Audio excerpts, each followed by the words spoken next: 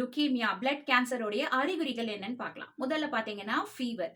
ஆரம்பத்துல ஃபீவர் ஏற்பட்டுச்சுன்னா அது சாதாரண காய்ச்சலா இல்ல கேன்சருக்கான அறிகுறிகளா அப்படின்னு சொல்லி நமக்கு தெரியாது. ஃபீவரோட சேர்ந்து வேற பல அறிகுறிகளும் ஒரே சமயத்துல தென்படும்.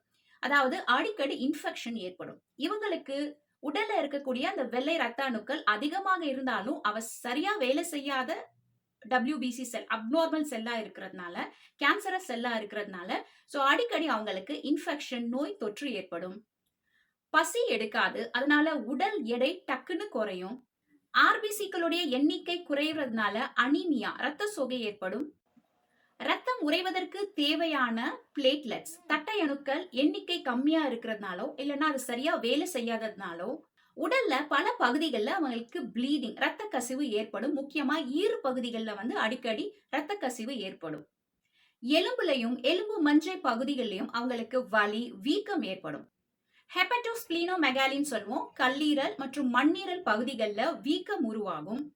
இதெல்லாம் கவனிக்காம விட்டுட்டா கிட்னி ஃபெயிலியர் வரைக்கும் ஏற்படும். இந்த மாதிரி ஒன்றுக்கு மேற்பட்ட அறிகுறிகள் இருந்தா நம்ம டாக்டர் கிட்ட போய் உடனே பார்த்தா லேப் டெஸ்ட் முதல்ல செய்வாங்க. சிபிசி கம்ப்ளீட் பிளட் கவுண்ட் அப்படின்னு சொல்லுவாங்க. பிளட்டை எடுத்து அதுல இருக்கக்கூடிய ரத்த செல்களுடைய எண்ணிக்கையெல்லாம் நார்மலா இருக்கா அப்படின்றதுதான் வந்து சிபிசி டெஸ்ட்.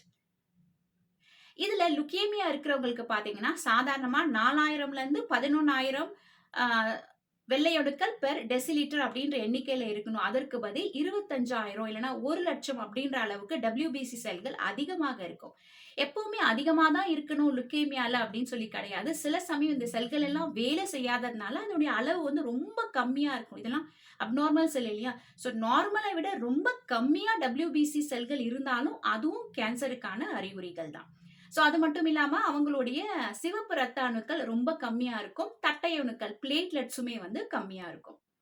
அவங்களுடைய பிளட்டை எடுத்து ஸ்மியர் பண்ணி மைக்ரோஸ்கோப்ல வச்சு பார்த்தோம்னா சரியா வளர்ச்சி அடையாத சைஸ்ல பெரிதான முழுமையா செயல்படாத வெள்ளை அணுக்கள் WBC செல்கள் இப்படிதான் காணப்படும். இதனுடைய பேரு பிளாஸ்ட் செல்கள்.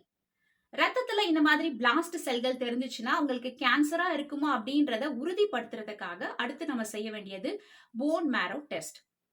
அவங்களுடைய எலும்பு மஞ்சை பகுதியில் இருக்கக்கூடிய செல்களை பயோப்சி செய்து எடுத்து அதை நம்ம அனலைஸ் பண்ணி பார்த்தோம்னா 20% மேல இந்த மாதிரியான பெரிய சைஸ்ல இருக்கக்கூடிய பிளாஸ்ட் செல்கள் இருந்துச்சுன்னா அவங்களுக்கு லுகேமியா இருக்கு அப்படின்றத கன்ஃபார்மா டயக்னோஸ் பண்ணுவாங்க.